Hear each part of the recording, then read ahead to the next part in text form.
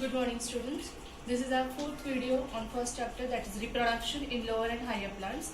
In this video, our today's topic is female reproductive whorl, that is nothing but the gynoecium, which is also called as pistil. And the second part of this video is development of female gametophyte. So first, there are some introductory points regarding this gynoecium. So individual membrane of the gynoecium is called as carpel. Here I have drawn the diagram that carpel having three parts. The uppermost portion is stigma, then its stalk-like structure is style, and the rounded shape is ovary. And ovary having the small ovules inside that. So this is single structure of what? Carpel. So carpel is again also called as megasporophyll. So female reproductive system, that is carpel, which is also called as megasporophyll. Depend on how many carpel are present in the flower. They are classified in two classes: apocarpous flower and syncarpous flower. What is the meaning of apocarpous flower? That whenever many free carpels are in the flower, at that time that flower is called as apocarpous flower. Example is Megalo. While many carpel fuse together inside one single flower, then that flower is called as syncarpous flower, and the example is brinjal. Okay. And depend on how many carpels are present, or you can say the structure of carpel is also responsible for different types of flower which are present in the universe. So whenever the carpel is present, how many ovaries are there? Depend on that, the flowers are of two types, that is uniovulated and multiovulated. What is meaning of uniovulated? There are so many number of ovules are present inside one single ovary.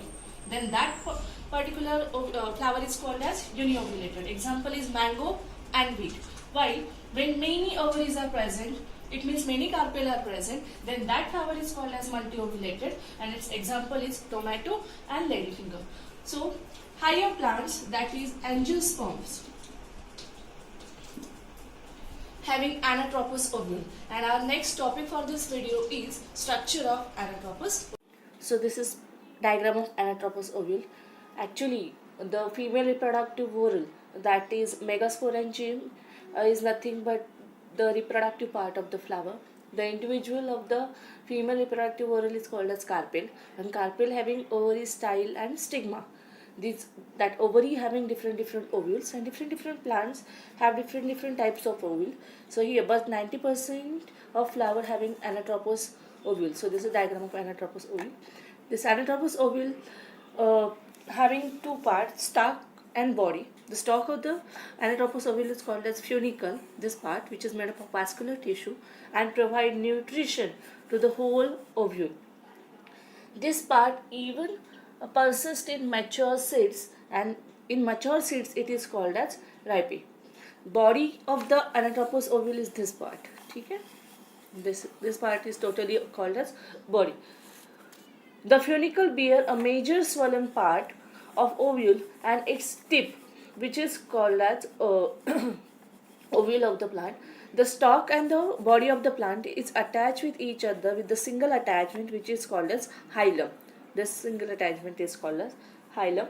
The body of an ovule consists of different parts. One by one I will explain you. First we will explain what is nucellus. This nucellus is the central bulgy portion. Okay? The nucellus represents megasporangium of the proper ovule. This nucellus, megasporangium of the proper ovule, and which is made up of parenchymatous cells which are diploid in nature. Next part is this chalaza.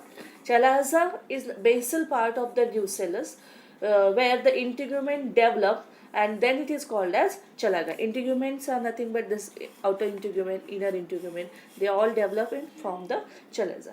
The end of the chalaza is called as chalazal end. The next point is what are these integument, outer and inner. These are protective layers to the ovules, divided in two parts, that is outer and inner. The two integuments are generally called as bitegamic. Bitegamic means they are bi means two. So two layers are there. That's why they are called as bitegamic. Next is micropyle. Micropyle is nothing but the narrow opening. This is the narrow opening at the terminal portion of the nucellus. Terminal portion of the, it is present at the terminal portion of the nucellus, and that this end is called as micropylar end, and at the last this is called as embryo sac, which is slightly dark green in color. So this embryo sac having 1 2 3 4 5 6 7 8 nucleus, and 1 2 3 4 5 6 and 7 cell. So this embryo sac, which is nothing but haploid in nature, and which is main female gametophyte, which is 7 cell and 8 nucleated. I just count that how many nucleus are there. So the 3 here, the total 6, and this nucleus, the secondary nucleus, is made up of 2 nucleus. So 6 plus 2, 8. So these cells are 8 nucleated, but totally is only 7 cell having 8 nuclei, because this nucellus or nucleus having 2 nucleus. The cells, group of 3 cells which is present near to the chalazal end is called as antipodal cell, while group of 3 cell which is nearer to the micropyle end, here the major or the larger cell is called as synergid, and the cells which are adjacent to the synergids are called as X cells. And at the center, here secondary nucleus is present, which having 2 nucleus. So this is all about structure of anatropous ovule. The next point for this here is, what is the meaning of megasporogenesis? Megasporogenesis is the process of formation of haploid megaspore from diploid megaspore mother cell, that is MMC. The process in which megaspores are formed from the diploid megaspore mother cell, then that process is called as megasporogenesis. Megaspore mother cell become distinguished in the nucellus more or less in the center, but towards the micropylar end of the ovule. The megaspore mother cell becomes distinguished in the nucellus. Nucellus, the even megaspore mother cell also having nucellus, but it is little bit different, somehow more or less to the your megaspore, but it is different in the mother cell and it is different in the haploid megaspore. So this is all about structure of anatropous ovule and megasporogenesis.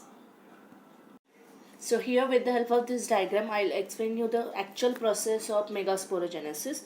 A diploid hypodermal cell at the micropylar end of the nucleus get differentiated to form archaeosporangium, and mostly the single archaeosporangium is directly function as megaspore mother cell. So this is our first single and smallest cell which develop into the megaspore. So this is megaspore mother cell, which undergoes meiosis to form tetrads of haploid megaspore mother cell. This megaspore mother cell undergo meiosis and form tetra, means 4 haploid megaspore mother cell. This process is called as megasporogenesis.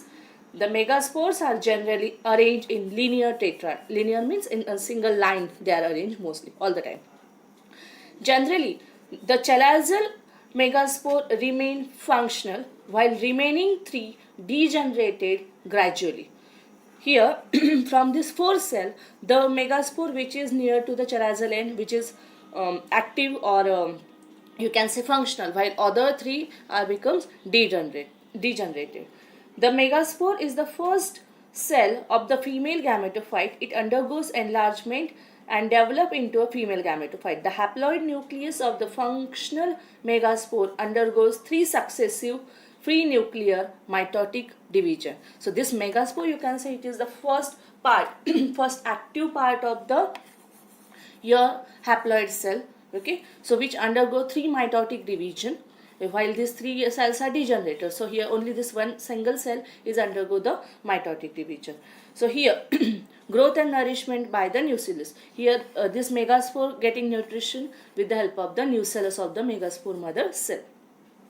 First mitotic division results in formation of 2 nuclei. Here the first mitotic division results in formation of 2 nuclei, which is nearest to the micropylar end. Okay, both the nuclei undergo successive division. Here this again forms 2 another cells with the help of mitosis, and this lowermost cell again undergoes mitosis, and here the second mitosis takes place. This result in formation of 4 nuclei at the end, and 8 nucleated structure is formed when these all cells are undergo mitosis. So here in this way, mitosis 1, mitosis 2 and mitosis 3, 3 times mitosis takes place. It means 3 times equational division takes place. So here you can say this first cell when undergoes mitosis, it again form 2 cells.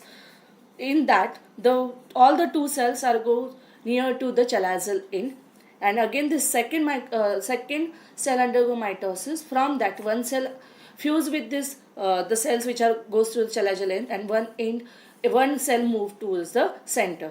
The group of 3 cells which is toward the chalazial end is called as antipodal cells. And what happens when these 2 cells undergo mitosis? Here the same process happen. This cell undergo mitosis from 2 cells.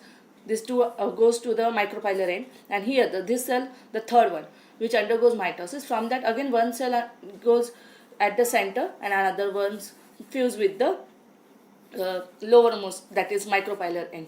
Here the cell which is present at the center, it is called as synergis, and which is it is called as X cell, and which is surrounded with the help of 2 synergens, and 2 nuclei which is present at the center then further fuse, where nuclear fusion is takes place, and form nucleus of this embryo sac. That is nothing but the female gametophyte just before fertilization. So in this way here 7 nuclei are present in the haploid cell, and this way your female gametophyte is now totally developed. So this is the process how the megaspore mother cell is developed into the egg cell. Okay, thank you.